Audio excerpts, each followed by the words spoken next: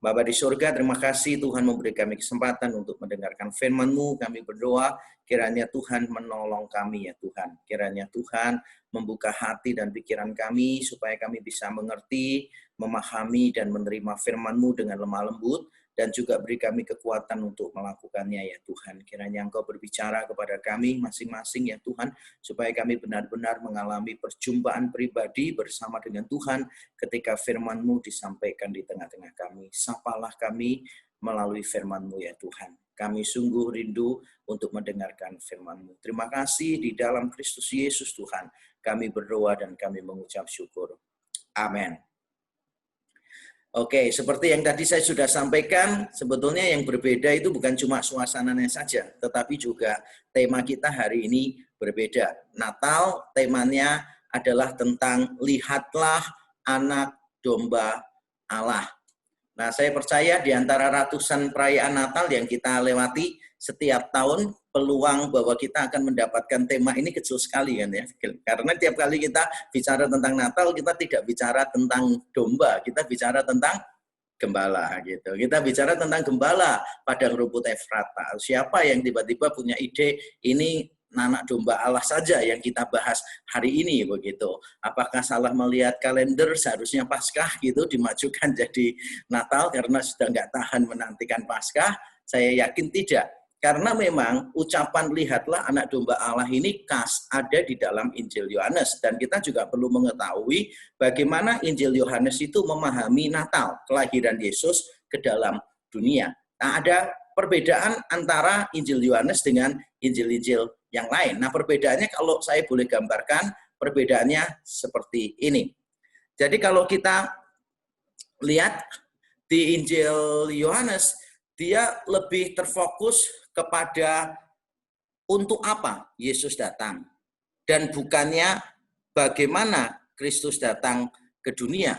Jadi dia memang lebih fokusnya ke arah untuk apa daripada bagaimana Kristus datang ke dalam dunia. Kalau kita bisa bilang tema tentang Natal di Injil Yohanes itu cuma muncul secara eksplisit di pasal 1 ayat yang ke-14 ketika dikatakan firman menjadi manusia. Itu aja yang paling eksplisit. Tapi tidak diberitahukan kisahnya seperti apa kan? Tidak diberitahukan kelahirannya seperti apa. Lukas sudah menceritakan Yesus lahir, bayi, dibungkus lampin, begitu dilihat oleh para gembala. Lalu Matius mencatat Yesus mungkin anak kecil di bawah usia 2 tahun dilihat oleh orang-orang Majus. Injil Markus tidak membahas sama sekali. Injil Yohanes menuliskan cuma sederhana bahwa Allah yang dari kekal itu pada mulanya adalah firman, firman itu bersama-sama dengan Allah dan firman itu Allah di Yohanes 1 ayat 1. Lalu di Yohanes 1 ayat 14 dikatakan firman yang kekal itu yang adalah Allah itu menjadi manusia dan diam di antara kita.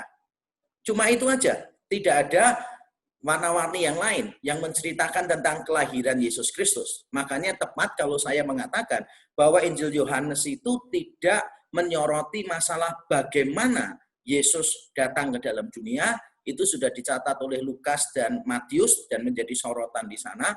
Tetapi Yohanes lebih ke arah untuk apa Yesus datang ke dalam dunia. Dan Yesus tentu saja datang ke dalam dunia, itu maksudnya banyak sekali.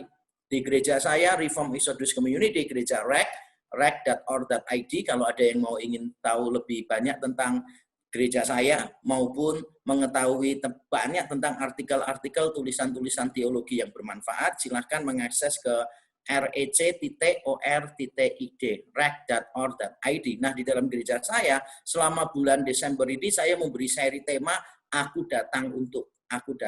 Jadi Yesus datang untuk apa? Yesus datang untuk apa? Yesus datang untuk apa? Dan hari ini saya senang sekali karena temanya nyeleneh gitu. Temanya itu tidak biasa, tapi ini berkaitan dengan Natal. Untuk apa Yesus datang ke dalam dunia? Dan ini justru yang seringkali dilupakan oleh orang. Dan mari kita langsung melihat ayatnya bersama-sama. Ayatnya pendek sekali di Yohanes 1 ayat 29. Mari kita membaca bersama-sama 1, 2, 3. Pada keesokan harinya, Yohanes melihat Yesus datang kepadanya dan ia berkata, lihatlah anak domba Allah yang menghapus dosa dunia. Sekali lagi ya, pada keesokan harinya Yohanes melihat Yesus datang kepadanya dan ia berkata, lihatlah anak domba Allah yang menghapus dosa dunia. Yohanes yang dimaksud di sini adalah Yohanes Pembaptis ya. Tapi tidak pernah dia disebut pembaptis kalau di Injil Yohanes. Ini menarik. Kalau di dalam Injil Matius, Markus, Lukas, dia biasanya disebut dengan embel-embel pembaptis. Mengapa bisa demikian? Karena tugas utama Yohanes, kalau di Injil Yohanes, itu bukan membaptis. Tugas utamanya adalah memberi kesaksian tentang Yesus Kristus. Makanya label tentang pembaptis itu tidak disebutkan di situ. Tetapi tindakannya dia membaptis memang dicatat. Tapi bukan itu yang sedang ditekankan di dalam Injil Yohanes. Nah, Yohanes ketika melihat Yesus datang kepadanya, dia memberi kesaksian kepada Yesus. Dan itulah yang dilakukan Yohanes. Kalau teman-teman ingat di Yohanes pasal yang pertama ayat 6 kan ada seorang bernama Yohanes. Ia diutus Allah untuk memberitakan kesaksian tentang terang itu. Ia bukan terang itu, tapi ia datang untuk memberikan kesaksian tentang terang itu. Dan tiap kali Yohanes muncul, dia selalu memberikan kesaksian tentang Yesus. Nah, salah satunya adalah ketika dia di depan banyak orang, dia berkata, lihatlah anak domba Allah yang menghapus dosa seluruh dunia. Dia mengulangi kalimat ini di beberapa ayat sesudahnya, tapi bukan di depan publik, tapi di depan murid-muridnya. Ketika dia berkata, lihatlah anak domba Allah di ayat 35. Lalu beberapa murid-muridnya mengikuti Yesus dan meninggalkan dia. Karena memang Yohanes fungsinya adalah memberi kesaksian, menghantar orang kepada Yesus Kristus. Jadi dia menyerukan Yesus adalah anak domba itu sebanyak 2 kali. Tapi kalimat yang lebih lengkap ada di ayat 29 tadi. Lihatlah anak domba Allah yang menghapus dosa seluruh dunia. Jadi Yesus datang ke dalam dunia ini, menurut Yohanes Pembaptis maksudnya, terutama ditampilkan sebagai anak domba Allah yang menghapus dosa dunia. Dan kita akan melihat satu persatu kalimat ini. Jadi kita akan melihatnya secara lebih detail satu demi satu. Dan mari kita melihat. Yesus itu bukan sembarang anak domba. Karena kalau di dalam bahasa Yunani itu ada artikel di depannya. Jadi hoamnos itu artinya anak domba itu. Jadi Yesus bukan sembarang anak domba, tetapi anak domba Paskah itu. Anak domba Paskah itu. Kalau kita membaca nanti akan saya terangkan di Yohanes pasal 19, maka Yesus ditampilkan di sana sebagai anak domba Paskah. Jadi Yohanes Pembaptis sejak awal sudah bisa melihat itu, walaupun dia mungkin tidak memahami sepenuhnya. Makanya seorang penafsir Alkitab yang bernama Kostenberger, dia mengatakan the Baptist, Yohanes Pembaptis maksudnya, the Baptist here speaks better than he knows. Kita ingat juga Imam Kayafas kan di Yohanes pasal yang ke-11, ketika dia mengucapkan sesuatu yang dia tidak sadari bahwa itu benar dan jauh lebih benar daripada yang dia pahami. Ketika dia mengatakan begini, lebih baik mengorbankan satu orang demi keselamatan semua bangsa. Dan ternyata itu benar sekali, walaupun Kayafas tidak bisa memahami kebenarannya seperti apa. Karena memang Yesus mati dikorbankan untuk keselamatan umat manusia. Sama seperti itu pula lah Yohanes di awal pelayanannya. Saya yakin Yohanes pemahamannya tentang Mesias yang nanti akan menderita dan mati di atas kayu salib mungkin tidak seperti pemahaman kita sekarang. Yohanes sebagai seorang Yahudi yang saleh, mungkin dia cuma tahu bahwa Mesias itu menderita. Karena kan ada nubuatannya di Yesaya 53. Tapi dia mungkin tidak punya gambaran bahwa Mesias itu akan sampai mati. Karena Mesias itu diutus Tuhan untuk menyelamatkan umatnya dari semua kuasa belenggu yang ada, termasuk dari penguasa-penguasa asing, penguasa-penguasa Romawi. Jadi tidak mungkin Mesias itu mati. Nah, Yohanes ketika mengucapkan ini, memang he speaks better than what he knows. Dia cuma tahu bahwa Mesias itu mungkin menderita. Tapi ketika dia mengatakan, lihatlah anak domba Allah, maka yang dia maksudkan sebetulnya sangat terbatas. Tapi kebenarannya melampaui dari apa yang mampu dia pahami. Nah, ketika dia mengatakan, lihatlah anak domba itu. Anak domba itu sebetulnya terjemahannya, bukan anak domba saja. Bukan seorang atau seekor anak domba, tetapi ini bicara tentang the lamb. Hoamnos, anak domba itu. Seolah-olah Yohanes itu menganggap, mengasumsikan bahwa para pembacanya, para pendengarnya waktu itu sudah sama-sama paham. Yang dimaksud apa? Karena dia cuma ngomong begini, lihatlah anak domba itu. Berarti dia mengasumsikan semuanya sudah paham. Sama seperti misalnya lah, kalau kita kumpul-kumpul kan, kemudian kita ngomong gini, si cerewet itu belum datang ya, gitu. Nggak usah disebut nama, orang mesti tahu si cerewet itu siapa, gitu kan. Atau si bawel itu sudah datang ya, kita berarti sudah langsung tahu gitu, si pintar itu, dan seterusnya. Nah, kurang lebih seperti itulah cara berpikirnya. Yohanes mengasumsikan para pendengarnya sudah tahu yang dia maksud. Lihatlah anak domba itu. Tapi apa yang dimaksud anak domba itu?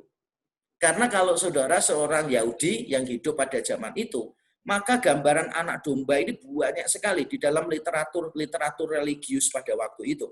Di dalam literatur di luar Alkitab misalnya, yang kuno ya, di dalam kalangan orang-orang Yahudi sendiri, literatur yang ditulis sebelum Perjanjian Baru, maka kita bisa menemukan domba itu kadangkala dipahami sebagai the warrior, kayak prajurit tentara. Domba disimbolkan sebagai tentara gitu. Memang agak aneh, tapi memang muncul di sana.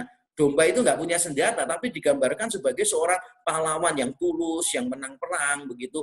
Domba juga bisa merujuk kepada ini, domba yang kalau kita membaca di dalam Alkitab itu, orang meletakkan tangannya di atas domba itu, lalu dombanya itu lari ke padang gurun yang disebut Asasel gitu. Ada yang menganggap anak domba itu merujuk pada itu. Dan masih banyak lagi opsi yang lain.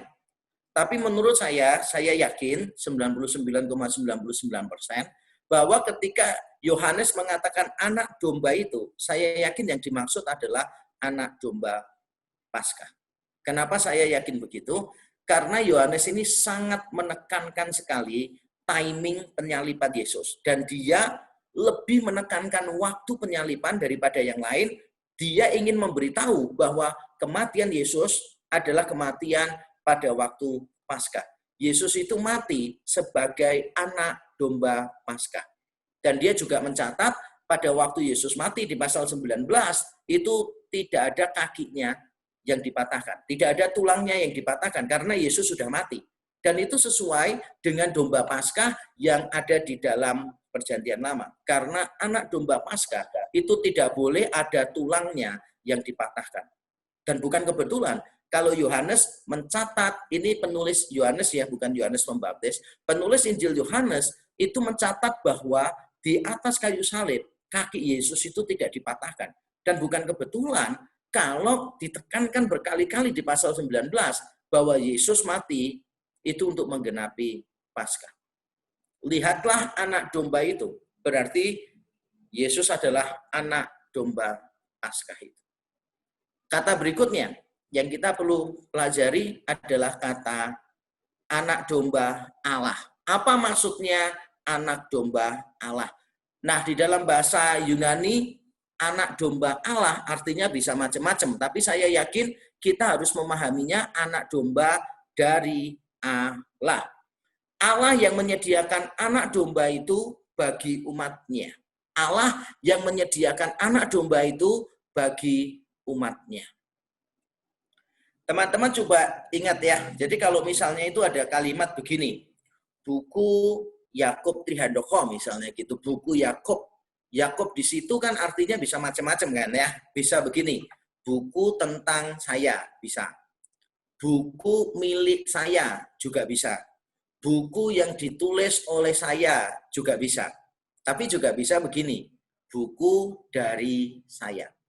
Jadi tergantung konteksnya. Ketika kita mengatakan buku Yakub, itu artinya macam-macam.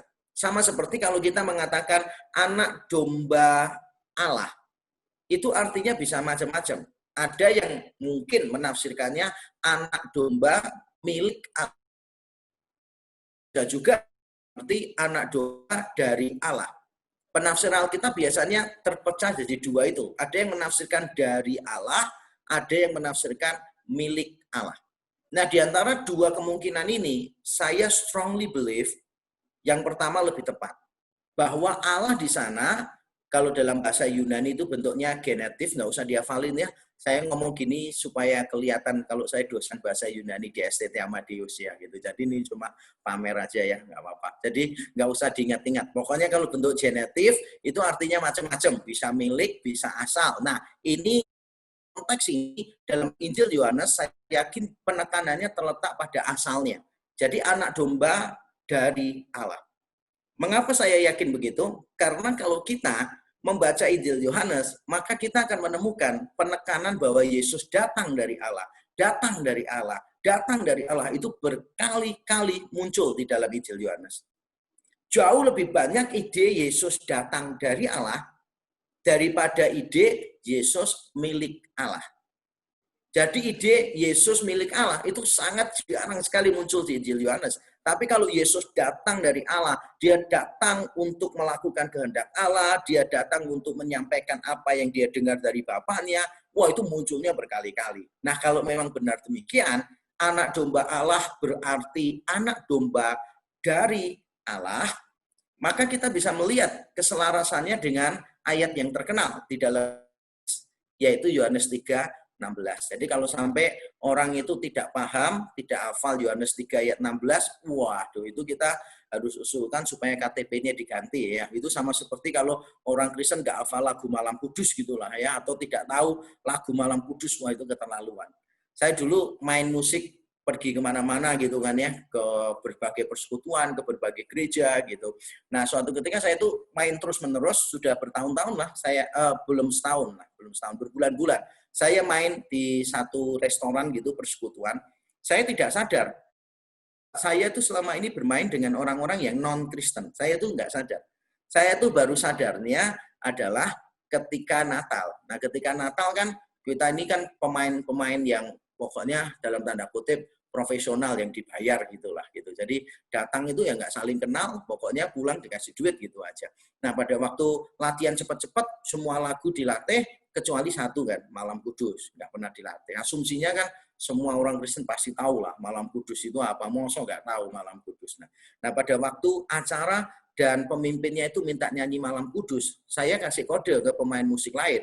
Saya kasih nada dasarnya misalnya A gitu kan, terus mereka bingung, loh ini lagunya kayak apa? Saya main melodinya, mereka juga tetap tidak tahu lagu liriknya, mereka juga tidak tahu. Wah saya mulai curiga, terus saya tanya, biasanya ke gereja mana? Terus mereka jawab, kami bukan Kristen sih gitu. Waduh, kaget gitu. Oh ternyata yang Kristen itu cuma saya di antara semua pemain musik bayaran itu kan.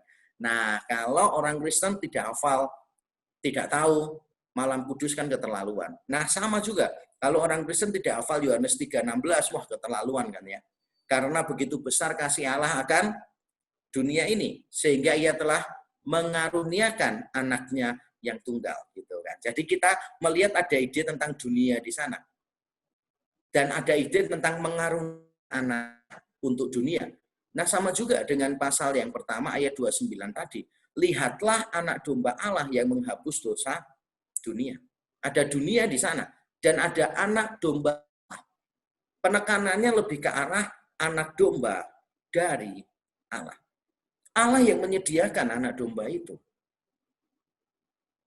Bukan kita yang menyediakan, tetapi Allah yang menyediakan. Dan orang-orang Yahudi pada waktu itu pasti bisa melihat langsung kontrasnya antara Abraham dengan Bapa di surga. Abraham diminta mempersembahkan anak tunggalnya, Ishak, di atas gunung Moria. Pada waktu mau dipersembahkan tidak jadi. Karena apa? Allah menyediakan. Nah sekarang kita melihat Bapa di surga menyediakan anaknya yang tunggal dan jadi. Mati. Tidak ada gantinya. Mati untuk kita, orang-orang yang berdosa. Jadi kalau bangsa Yahudi kagum dengan cerita Abraham yang mempersembahkan Ishak anaknya, walaupun tidak jadi, tapi Tuhan yang menyediakan, seharusnya mereka lebih tersentuh dengan kisah ini, bahwa Bapa karena begitu besar kasih Allah akan dunia ini, sehingga ia telah mengaruniakan anaknya yang tunggal. Menjadi apa? Menjadi anak domba itu. Bagi kepentingan dunia. Nah, anak domba itu datang untuk apa? Tadi dikatakan demikian, lihatlah anak domba Allah menghapus dosa dunia, yang menghapus dosa dunia. Nah, kata menghapus di situ atau kata Yunaninya air dalam arti membawa pergi sesuatu. Tetapi kata ini di dalam kita terjemahan Perjanjian Lama yang kuno sekali ke dalam bahasa Yunani namanya Septuaginta atau LXX. Kata ini seringkali memiliki arti menghapuskan. Dan saya akan menerangkan supaya rekan-rekan tidak bingung ya, karena hari ini semuanya serba Yunani. Jadi saya mau menjelaskannya secara lebih sederhana. Jadi begini, ketika dikatakan lihatlah anak domba Allah yang menghapus dosa dunia, menghapus di sana, airo, itu muncul beberapa kali di dalam Injil Yohanes. Misalnya di pasal yang kedua, ketika Yesus menyucikan bait Allah, Yesus berkata kepada para pedagang itu, pergilah, bawalah uangmu, bawalah mejamu, dan sebagainya. Bawalah pergi barang-barangmu. Nah, kata bawa pergi itu, take away, itu adalah kata yang sama yang dipakai untuk menghapus tadi. Lalu di Yohanes pasal yang kelima, ketika Yesus menyembuhkan orang yang lumpuh 38 tahun, Yesus mengatakan, pergilah, angkatlah tilammu, dan berjalanlah. Jadi orang ini mengangkat, take away, gitu kan, tilamnya dia. Nah, kata mengambil itu, angkatlah dan bawalah tilammu, membawa itu juga adalah kata airo. Nah, berarti sebetulnya ketika kita mengatakan anak domba menghapus dosa dunia, gambarannya itu adalah anak domba itu memegang dosa dunia dan dia membawa pergi bersama dirinya. Jadi kita misalnya, saya dan teman-teman, ini kita dipenuhi dengan dosa misalnya, anak domba itu datang, dia mengambil dosa ini, lalu dibawa pergi. Jadi kita datang, mengambil dosa itu, kemudian membawa pergi bersama dirinya. Atau kalau di dalam Septuaginta seringkali memakai kata airo, itu untuk wipe away. Jadi bukan cuma take away, tapi juga wipe away, menghapus sesuatu. Jadi ada sesuatu, kemudian dihapus sampai hilang. Itu juga bisa artinya airo, tapi itu munculnya di Perjanjian Lama. Kalau di dalam Injil Yohanes, kata airo itu munculnya dalam arti Yesus take away. Nah, mau take away, mau wipe away, sebetulnya artinya sama. Cuma penekanannya yang berbeda. Kalau wipe away, penekanannya lebih ke arah benar-benar dosanya tidak ada. Penekanannya lebih ke sana. Benar-benar di wipe away, dihapus, tidak ada jejaknya. Tapi kalau take away, itu penekanannya lebih ke arah sekarang dosa itu ada pada orang yang membawa, yaitu pada Yesus. Jadi penekanannya arah Yesus dosa daripada dosanya dihapuskan. Bukan berarti dosanya tidak dihapuskan, dosanya juga dihapuskan. Ketika dibawa pergi, ya benar-benar sudah tidak ada lagi. Tapi bukan itu yang ditekankan oleh Yesus. Yang ditekankan melalui kata airo di Yohanes 1 ayat 29 tadi, bukan ke arah dosanya benar-benar bersih, bukan itu penekanannya, walaupun betul penekanannya. Penekanannya lebih ke arah bahwa dosa-dosa itu ditanggung.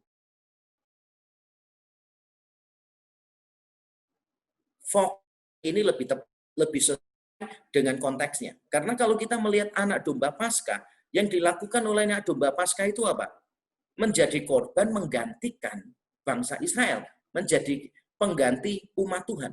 Jadi umat Tuhan yang berdosa yang seharusnya mati, seolah-olah dosa dan kematian itu ditanggung oleh anak domba. Dan seperti itulah yang dilakukan oleh Yesus Kristus. Jadi dia datang ke dalam dunia itu untuk membawa pergi, menaruh semua dosa itu pada pundaknya dia mengambil kematian itu pada dirinya sendiri sebagai anak domba Allah. Dia datang untuk mengambil dan menanggung dosa umatnya. Kata berikutnya yang kita perlu pelajari adalah kata dosa. Bahasa Indonesia tidak memberitahu kita bentuknya apa, walaupun kita bisa menduga bentuknya tunggal mungkin ya. Lihatlah anak domba Allah yang menghapus dosa dunia. Nah, di dalam teks Yunani memang kata dosa di sini berbentuk tunggal. Mungkin teman-teman berpikir, wah harusnya kan dosanya banyak tuh yang ditanggung. Tapi kenapa kok bentuknya tunggal? Nah, mengapa dipakai kata tunggal? Saya yakin kata dosa di sini bentuknya tunggal itu untuk menunjukkan totalitas dari segala sesuatu, dari semua dosa ditanggung oleh Kristus. Jadi totalitasnya aja. Bukan dihitung satu-satunya, tapi semuanya secara total. Makanya sering dianggap sebagai satu. Misalnya ya, contohnya itu begini. Kita kalau mengatakan Indonesia menang, kita bisa memakai Indonesianya bentuk jamak atau bentuk tunggal, tergantung. Kalau kita mementingkan jumlahnya, ya berarti bentuknya akan jamak. Indonesia, terus diikuti kata kerja jamak gitu. Tapi kalau kita mementingkan Indonesia ini sebagai sebuah kesatuan, maka kita akan mengikutinya dengan kata kerja tunggal. Jadi tergantung, Indonesia itu bisa jamak, bisa tunggal gitu. Misalnya klub Barcelona, sepak bola yang terkenal, favorit saya gitu. Kalau pas mereka menang ya tentu saja jadi favorit saya gitu. Jadi kalau misalnya kita ngomong begini, Barcelona memenangkan Liga Champions misalnya 2021 misalnya kita ngomong begitu. Nah, kalau kita mementingkan kesatuannya, totalitas semuanya, ya bentuknya tunggal. Tapi kalau kita menghitung, oh ada 11 pemain di situ, oh ada 23 total pemain cadangan sekaligus, itu atau 18. Nah, berarti kita melihatnya satu persatu ya bentuknya jamak. Tapi Yohanes di sini, di pasal 1 ayat 29, menariknya adalah dia memakai bentuk tunggal. Dan saya suka dengan ini. Karena yang ditekankan dia itu adalah totalitas. Jadi bukan masalah jumlahnya berapa, semuanya. Jadi orang punya dosa 5.000, punya dosa 50.000, it doesn't matter. Karena semuanya ditanggung oleh Kristus. Dan yang terakhir sekali, kata yang harus kita pelajari adalah kata dunia. Lihatlah anak domba Allah yang menghapus dosa dunia. Yesus itu bukan hanya juru selamat Israel, tetapi juru selamat dunia. Itu pengakuan orang-orang Samaria di pasal 4 ayat 42. Inilah juru selamat dunia. Jadi Yesus itu datang untuk menyelamatkan dunia. Bagi kita, konsep ini tampaknya sederhana sekali. Karena kita sudah terlalu terbiasa kan ya. Jadi kalau hal-hal yang biasa itu kita biasanya nggak mau mikir gitu. Ya sudah, ya gitu, take it for granted gitu. Makanya banyak hal yang biasa kita ini nggak bisa ngerti. Kalau saya kasih contoh biasanya itu tentang lagu anak-anak kan gitu. Lagu anak-anak misalnya Nina Bobo, oh Nina Bobo gitu kan. Nggak peduli anaknya laki atau perempuan gitu. Pokoknya kalau malam mau tidur, nggak peduli anaknya namanya Jarot atau Gatot ya nyanyinya tetap Nina Bobo, oh Nina Bobo. Jadi anaknya itu sejak kecil mengalami krisis identitas gitu. Pagi sampai sore dia laki, kok malam tiba-tiba dia jadi perempuan gitu kan ya. Nanti pada waktu besar ya nggak salah kalau dia pagi sampai sore di kantor jadi laki gitu kan, malamnya ganti pakaian di alun-alun gitu kan, kemudian jadi perempuan gitu. Nah, ada lagu-lagu lain ya banyak sih, misalnya cangkul yang dalam menanam jagung di kebun kita gitu. Menanam jagung itu nggak perlu dalam-dalam sih ya. Kita yang dari pedesaan pasti tahu sih menanam jagung tidak perlu dalam-dalam, kecuali kalau kita mau menguburkan mayat, nah itu baru nyangkolnya dalam-dalam. Atau misalnya lagu gini, ke Bandung Surabaya bolehlah naik dengan percuma. Dengan percuma itu kan berarti gratis kan ya. Makanya saya kan dari Surabaya nih. Makanya saya bisa paham kalau pendukung Persebaya itu bonek mania. Wah, itu kalau menonton pertandingan Persib Bandung melawan Persebaya di Bandung, mereka itu naik kereta nggak mau bayar. Pada waktu orangnya kondekturnya minta karcis, mereka langsung paduan suara nyanyi sama-sama. Ke Bandung, Surabaya, bolehlah naik dengan percuma. Nah, kita nyanyi lagu itu sejak kecil tanpa mikir gitu. Tanpa mikir bahwa kereta api Indonesia KAI itu bisa bangkrut. Untung cuma satu jurusan ke Bandung Surabaya. Lah itu kalau Surabaya Jakarta semua jurusan gratis, kapan kayanya kan PT KAI Indonesia itu. Nah, kita terlalu biasa melihat ini. Padahal kalau kita menjadikan diri kita, menempatkan diri kita sebagai orang Yahudi, kita tahu ini tidak biasa sih. Ketika dikatakan karena begitu besar kasih Allah akan dunia ini, sehingga ia mengaruniakan anaknya yang tunggal supaya barang siapa yang percaya kepadanya tidak binasa, melainkan beroleh hidup yang kekal. Ketika dikatakan inilah anak domba Allah yang akan mengambil semua, menanggung dosa dunia, orang-orang Yahudi itu cukup surprise. Karena bagi mereka, yang dikasihi itu bukan dunia. Yang dikasihi itu orang-orang Yahudi. Mereka tuh punya tempat yang khusus. Mereka menganggap dirinya sebagai umat pilihan yang lebih tinggi, yang lebih dikasihi Tuhan daripada bangsa-bangsa yang lain. Tetapi ayat tadi mengingatkan kita bahwa Kristus datang bukan cuma untuk menanggung dosa Israel, tapi seluruh dunia. Orang Yahudi pasti kaget, karena biasanya itu kan kalau imam besar masuk ke ruang Maha Kudus itu mempersembahkan korban pendamaian, itu kan korban pendamaian bukan untuk semua orang di dunia, tapi untuk semua bangsa Israel. Tapi sekarang dikatakan untuk dosa dunia. Israel, Yesus datang. Jadi saya dan saudara itu bisa menikmati karya kedatangannya Tuhan. Allah menjadi manusia. Dan di dalam medsos saya pernah tuliskan begini. Keinginan manusia untuk menjadi Allah membuat Allah akhirnya menjadi manusia. Keinginan manusia untuk menjadi Allah, Kejadian 3. Hawa tergoda untuk makan buah pengetahuan yang baik dan jahat karena ular mengatakan engkau akan menjadi seperti Allah, tahu membedakan yang baik dan yang jahat. Keinginan manusia untuk menjadi Allah membuat Allah menjadi manusia. Dan ketika Allah menjadi manusia yang kedatangannya kita peringati dalam momen-momen Natal ini, Allah datang bukan untuk menebus bangsa Yahudi, tapi menebus semua dunia ini, termasuk saudara. Karena kalau kita lihat di dalam Injil Yohanes, dunia itu negatif. Kata dunia itu negatif sekali di dalam Injil Yohanes. Hampir semua pemunculannya, tidak semua, tapi hampir semua pemunculan dunia itu negatif. Dunia membenci engkau, gitu. Yesus datang ke dalam dunia, tapi dunia menolak dia dan seterusnya. Tapi Yesus justru datang untuk orang-orang yang berdosa, seperti saya dan saudara. Jadi tidak peduli bagaimanapun masa lalu kita, mungkin kita telah mengambil keputusan yang paling konyol, yang kita sesali, melakukan kesalahan yang paling fatal, luar biasa, bahkan mungkin kita tidak bisa memaafkan diri kita sendiri. Percayalah bahwa semua dosa itu, totalitas dosanya, dosa masa lalu, masa kini, dan masa yang akan datang, Tuhan itu bayar lunas, tidak pakai cicilan ya, seperti ngambil di KPM untuk bayar rumah gitu kan, cicilan sepeda motor, enggak sih, dia bayar benar-benar lunas dengan darahnya yang sempurna. Jadi bersyukurlah, apapun keadaan kita, dosa kita, kehancuran kita, tetap Tuhan akan mengambil semuanya itu dan dia taruh di atas dirinya.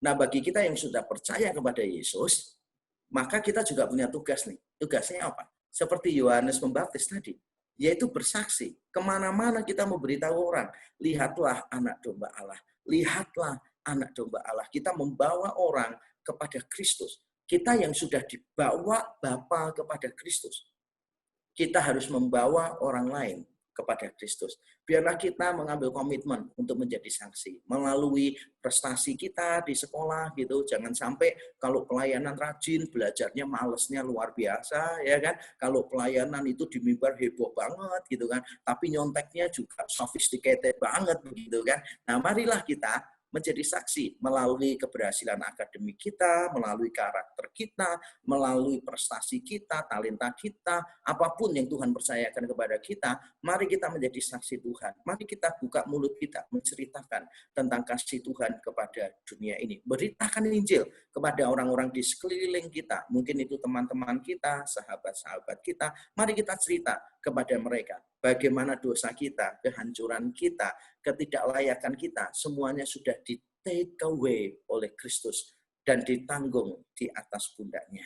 Dan kita menjadi orang yang benar-benar free, bebas. Orang-orang yang utuh di dalam diri kita. Orang-orang yang punya damai sejahtera. Orang-orang yang selalu bersuka cita di tengah situasi apapun. Bahkan di tengah pandemi, orang bisa melihat perbedaannya antara orang yang percaya dengan orang yang tidak percaya. Dan saya akan menutup khotbah saya dengan kalimat ini. Kalimat ini sebetulnya bagus sekali ya, karena saya sendiri yang buat ya. Jadi tolong ikut populerkan juga ya. Saya selalu mengatakan begini sih, persoalan kita yang terbesar yaitu dosa sudah dibereskan Tuhan di atas kayu salib. Ketakutan kita yang terbesar yaitu kematian sudah dikalahkan Tuhan di dalam kubur yang kosong. Saya ulang sekali lagi ya. Persoalan kita yang terbesar yaitu dosa telah dibereskan Tuhan di atas kayu salib. Ketakutan kita yang terbesar yaitu kematian telah dikalahkan Tuhan di dalam kubur yang kosong. Kalau persoalan terbesar dan ketakutan terbesar sudah dibereskan dan dikalahkan, adakah lagi yang membuat kita takut dan gentar? Tentu saja tidak ada. Dengan tenang kita bisa berserah kepada anak domba itu yang sudah menyelesaikan persoalan kita yang terbesar dan ketakutan kita yang terbesar. Mari kita berdoa bersama-sama. Bapa di surga, terima kasih untuk momen ini kami bisa mendengarkan firman-Mu ya Tuhan. Kami bersyukur ya Tuhan Yesus karena Engkau Allah yang kekal, yang mau menjadi manusia. Engkau mau mengambil hakikat natur manusia, sama seperti kami, natur yang terbatas, natur yang lemah. Engkau mau merengkuh kelemahan-kelemahan kami, penderitaan-penderitaan kami. Dalam segala hal Engkau sama seperti kami, kecuali di dalam hal dosa. Dan kami bersyukur Engkau bukan cuma merengkuh penderitaan dan kegagalan kami, tapi Engkau mengalahkan semuanya itu ya Tuhan. Supaya kami tidak perlu gagal lagi. Supaya kami tidak perlu kalah lagi. Karena di dalam Engkau kami lebih daripada pemenang. Karena kami tahu apapun persoalan yang sedang kami hadapi ya Tuhan, kami sudah mengalami bahwa persoalan kami yang terbesar, yaitu dosa, sudah Engkau bereskan di atas kayu salib. Dan ketakutan kami yang terbesar, yaitu kematian, sudah Engkau kalahkan di dalam kubur yang kosong. Karena itu dengan tenang kami berserah penuh ke dalam tangan-Mu yang penuh anugerah. Terimalah kami dengan semua kegagalan dan keberdosaan kami, ya Tuhan.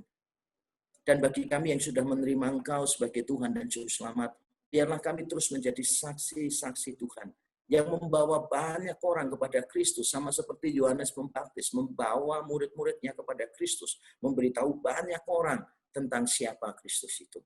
Kami berdoa, pakailah hidup kami yang sementara ini Tuhan, untuk menghasilkan nilai-nilai yang kekal. Terima kasih, di dalam Kristus Yesus Tuhan kami berdoa dan bersyukur.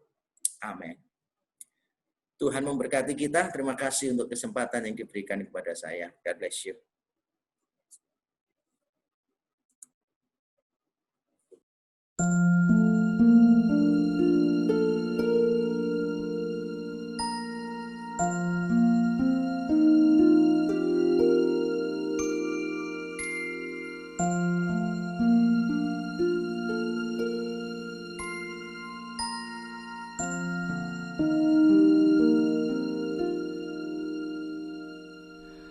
Malam kudus, sunyi senyap, bintangmu gemerlap,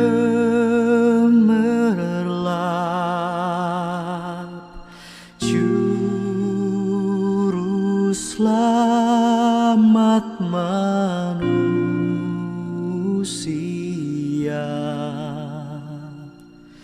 telah datang ke dunia.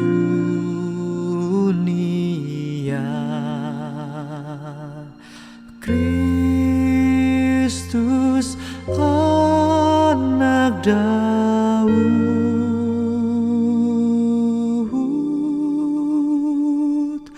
Kristus anak Daud.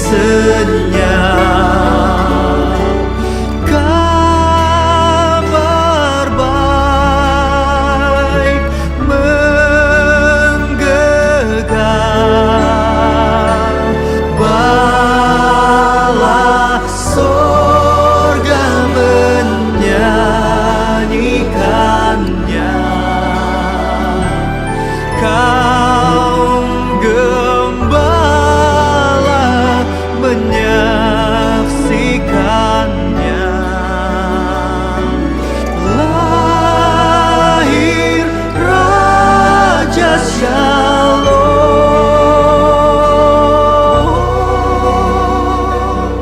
lahir Raja Shalom,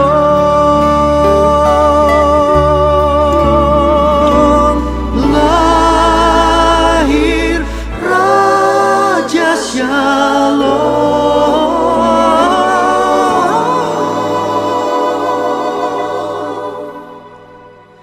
lahir Raja